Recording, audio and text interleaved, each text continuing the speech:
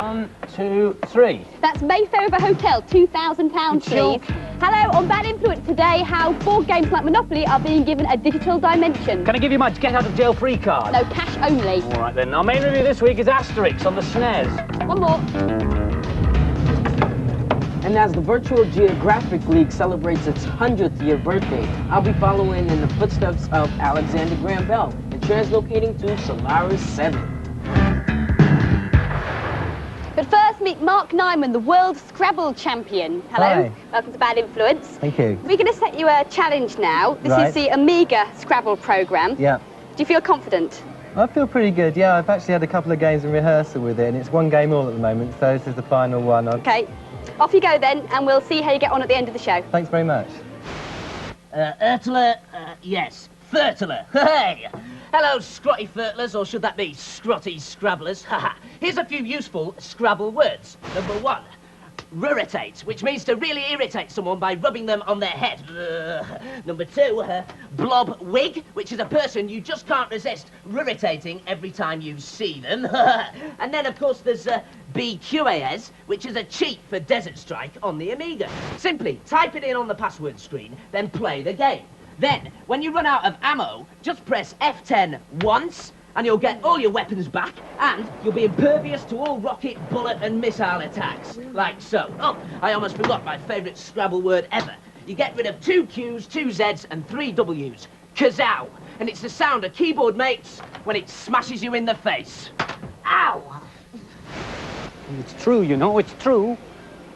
Have a look at this. The new Amiga CD32, the first 32-bit console to be launched in this country. Software? Well, there's not very much of it around at the moment. There are only 4 games available, but more are promised by Christmas, 80 in fact. Honest. Now, when you buy the console, you get all the usual bits and pieces, you get your mains adapter, etc., and you get this rather strange-shaped controller. Why it's this shape, I've no idea. It doesn't seem to improve playability. In fact, it's just a nuisance. You also get 2 games. You get a game called Oscar, and this one, Diggers, which is, well, it takes ages to get going, and then it's really slow, and it's sort of like Lemmings, but it's nowhere near as much fun. But amazing 32-bit games are coming, they promise us. This is called Rise of the Robots, a futuristic beat-em-up that makes full use of the machine's huge palette of over 16 million colours. And, like any CD system, it makes full use of CD-quality sound and CD-quality music. And as we've said so many times on this programme before, you get a better value of game for your money on CD than you do from a floppy or a cartridge. And that's because, of course, a CD can hold so much more information. This, I'm sure you'll recognise as James Pond Robocod. But on the CD32, this game has an amazing 140 levels. I only hope they've included level codes. The comic book character Asterix is pretty popular. He sold over 20 million books, has starred in his own series of animated films, and has even got his own theme park in France. Now he's starring in his own SNES game. The year is 50 BC. Obelix has been captured by the invading Roman army, so Asterix, with a little help from the canine dog Matix, has to go and get him back. Here's Adam in ancient Gaul.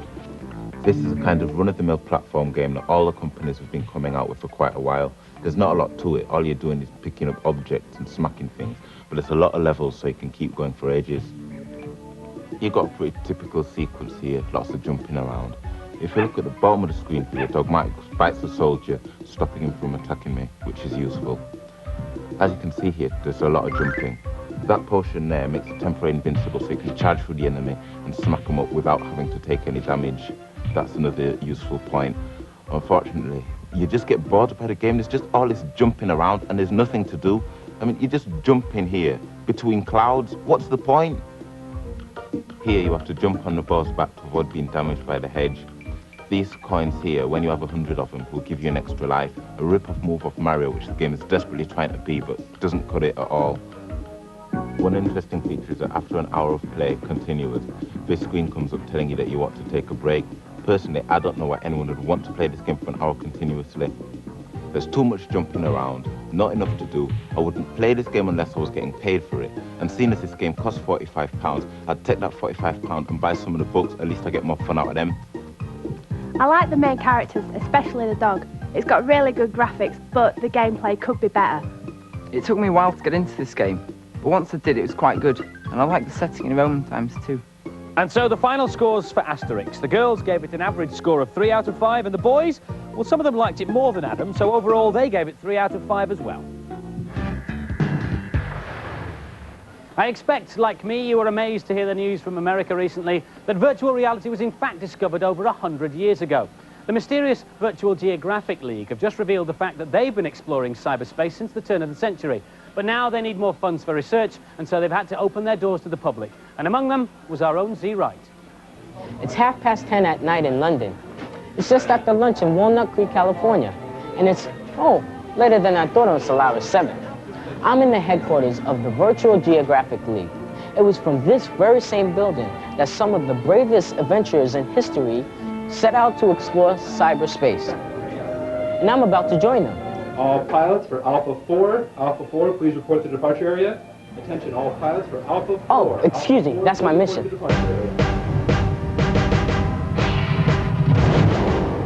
I've been translocated to the desert planet Solaris 7, and I'm in a 30-foot tall battle mech. I'm fighting 7 other mech warriors from all over the universe, and it's a battle to the death. My mech has an almost overwhelming array of armaments and systems, but it takes a lot of practice to control.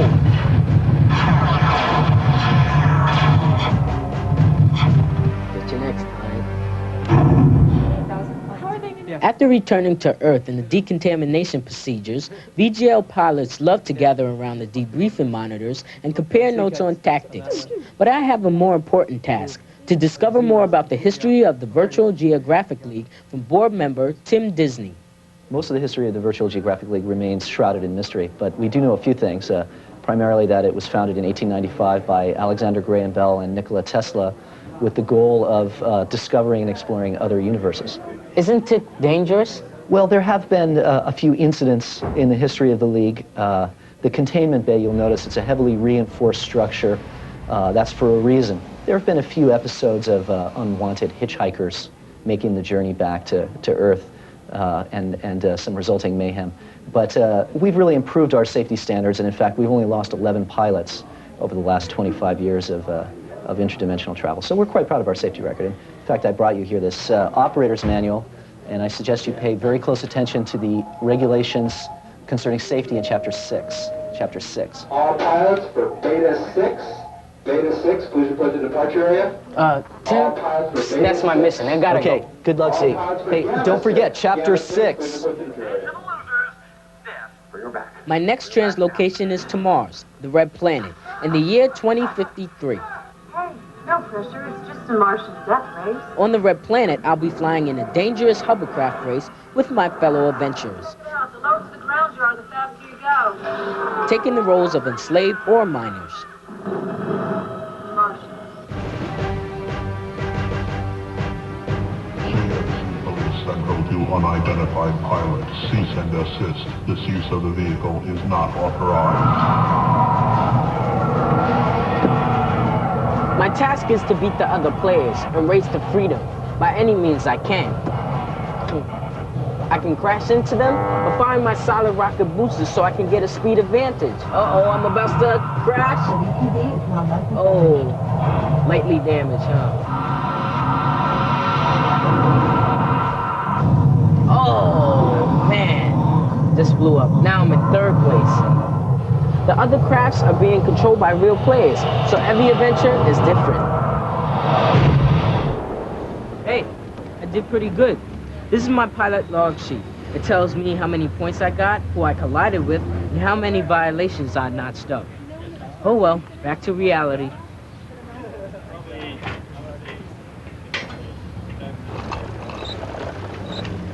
And if you believe that, you'll believe anything. There are plans to set up virtual worlds in this country too, probably next year and probably in London. Battletech is based on this board game, and just like when Z played it, the idea is to destroy opponents and capture land. The SNES game, Mech Warrior, is also based on Battletech. Now for this week's news and previews. Another massive scoop for Bad Influence. This is the first televised look outside Japan at the brand new Sonic CD. This amazing disc features 7 mouth-watering levels, using some fantastic scrolling and rotational effects, plus a sneak snip of a Sonic pinball sub-level. Those heroes in a half shell are back in a beat-em-up game of their own called Teenage Mutant Hero Turtles Tournament Fighters. Leonardo and the gang are all available for the beat-em-up action, as well as 6 baddies like Shredder and a mutant shark called Armagon. The latest pocket-sized strap-on for your Game Boy is this, the humongous Booster Boy. This massive plastic case completely surrounds your Game Boy. It's got stereo speakers, larger buttons and an amplifier. There are drawers and little compartments on the side here for headphones and carts. There's a magnifier, there's a light, even a robust little mini joystick. You can prolong the life of your Game Boy with the extra backup battery compartments in the bottom, and there's a mains adapter as well. Whew. Are your trainers looking dull and lifeless? Have they got that just got them from the shop look? Well, take it from me, you are seriously uncool, and you need help from the Trainer Care Lab. Here at the Trainer Care Lab, we use the very latest technology to coolify shoe wear.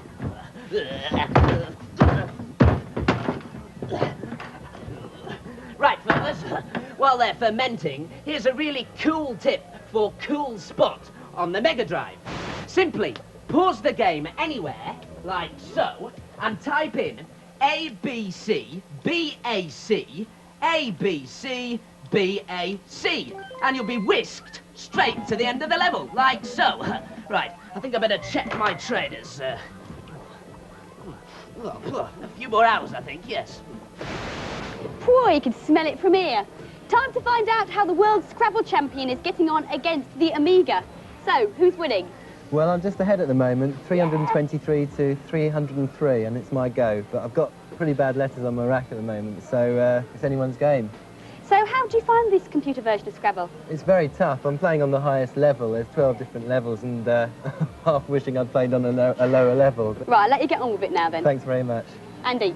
It's not just Scrabble that's enjoying the digital treatment.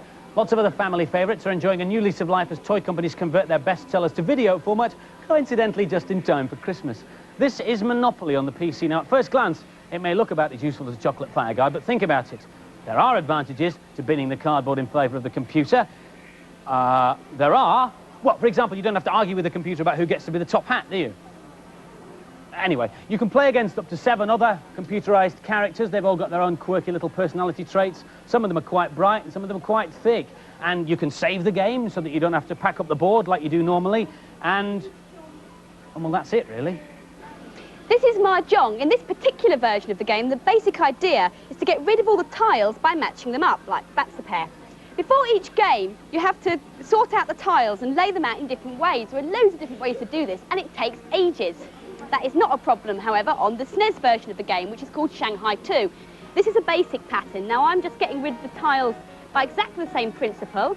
I'm finding a tile which has got 2 bare edges next to each other, clicking them on them with the joypad, and they're disappearing. And then I think I'm going to be stuck for a bit. Even old favourites like battleships have been given the full treatment. In this, the CDI version of battleships, they've tried to spice it up a little bit by putting actual sea warfare footage in the bottom left-hand corner of the screen there, which depicts what's going on, whether it's a hit or a miss, or whether the ship's sunk and so on. Hits are red, misses are white. If you sink all his ships before he sinks all yours, you've won, or vice versa. And apart from that, it's just like the game I played at school. Check. And of course, there's chess, which was the first board game ever to get computerised. It's only recently that the software has begun to appeal to anyone who's less than a grandmaster. This is Battle Chess 4000. The board is a battlefield with 32 digitised clay models acting as the pieces. Pawns trade blows with castles, and queens bash bishops to bits. And this is the manic National Lampoon chess. The crazy characters have been brought to life from digitised footage of real actors. They have raging animated battles and are pestered by the Grandmaster, who sends down all manner of weird creatures to plague them. It's more interesting than watching Short and Kasparov. But for all the technical jiggery-pokery of the computer games, for me, there's nothing better than actually arguing with Violet about whether she owes me money for the rent on Piccadilly. You do! I do you not! Do. I don't! And now for some more games reviews. Alfred Chicken on the Amiga sees our plucky hero on the trail of the Mecha Chickens, who've stolen all the eggs and also Alfred's girlfriend. Here's Lisa to unscramble the mess. When you first begin to play this game, it's difficult to control Alfred and to understand the game. But after a while of playing, you begin to master the manoeuvres. This is level 3, wood. You can tell from the pieces of wood about nails and bits of leaves. I'm now going through a secret entrance into a room where there's a flower. Now if I collect this telephone, she will give me a special weapon. which is in shape of jam. I can now fire and collect these objects for points. This game is worse than any other platform game I've played. It's very difficult to manoeuvre. This seems like a very basic game compared to some Amiga releases. It might appeal to younger players, but it didn't appeal to me. I really hate this game. The gameplay is really basic. And the scores for Alfred Chicken: the girls gave it a paltry 2 out of 5, and the boys gave it a foul 2 out of 5. Gunstar Heroes on the Mega Drive is a fierce 1 or 2 player shoot-'em-up. The story goes that an evil villain has stolen 4 magical crystals and intends to take over the world. Here's the gun-toting Leeds to the rescue. This is one of the best ever games for the Mega Drive. It's very fast and you don't know what's going to happen next. This is 7 Force. He's the end-level boss on level 2. Once you have defeated him, he transforms into another boss, which you have to keep defeating. At the beginning of the game, you can choose from any of 4 different weapons. You can also collect other weapons through the game, so you have 2, and they can be combined. You don't have to repeatedly keep pressing the fire button, you just have to hold it down. This is a definite game to buy, especially if you enjoy action games, and there's the added bonus of having 2 players. I like this game, it's really good. The graphics are good as well, but it is confusing when there is 2 of you on the screen. This is a very good game. If you like shooting games, it's a very good buy. It's a lot better than average. And the scores for Gunstar Heroes: the girls get an excellent score of 4 out of 5, and the boys agree. 4 out of 5 from them. No, not quite ready yet. A lot of people ask me how the head caption system works. Well, basically, I've had all my hair surgically removed and replaced with a very special material I invented called Rudro. At a distance, it looks like real hair, but close up, you can probably see it's made up of hundreds of tiny insects who grab the lovingly prepared captions in their pincers. I'll demonstrate with this cheap 4 Parodius on the SNES. Well done, tiny friends. Pause the game anywhere and type it in. BBXXAYAY up, then left, and you'll get maximum power. Hey! Okay, tiny friends, you can let go now. I said you can let go. Let go, I said. Thankfully, Rudro is not available in the shops. If you want to read the data blast, set your video recorder now. Last week's competition was to win a Neo Geo and a game, and of course a Bad Influence t-shirt. The question was, from which film is this the last scene? The answer is Die Hard 2, and the lucky winner is Amanda Jane Bradbury from Linton Swaddlingcote in Derbyshire. Well done. Where? This week's competition prize is a CD32 with software. Oh, and of course, the Bad Influence t-shirts. And the competition question is very simple. What's the more common name for the chess piece known as a rook? If you think you know, give us a call on 0891 700 100. Calls should cost you no more than 25p, but get permission from whoever pays the phone bill before you call. Lines will stay open until midnight on Monday. Best of luck. Just before we go, the question that's on everyone's lips. Who is better, the world Scrabble champion or the Amiga? Who's won? Who's won? The Amiga is officially won by 6 points, but it was quite ironically at the end. I actually pressed across rather than down on my last move. So you lost because it was the computer? I won if I'd been playing on a board, but I lost because I pressed the wrong digit into the computer. At any rate, it would have been very close. It was very close. It's a great player. What was your best word? My best word was Equinia, and its best word was vortexes, which was very nice, using the X. Well, thanks for playing it for us. Pleasure. It just goes to show that a computer can almost be beaten. And finally, just before we go, tomorrow sees the launch of the game everybody's been waiting for, Street Fighter 2 Turbo on the SNES. At last, you get to control the bosses. The word is it's really good. A full review next week. Watch this space. Goodbye, farewell, adieu, au Bye-bye. revoir, auf Wiedersehen, arrivederci.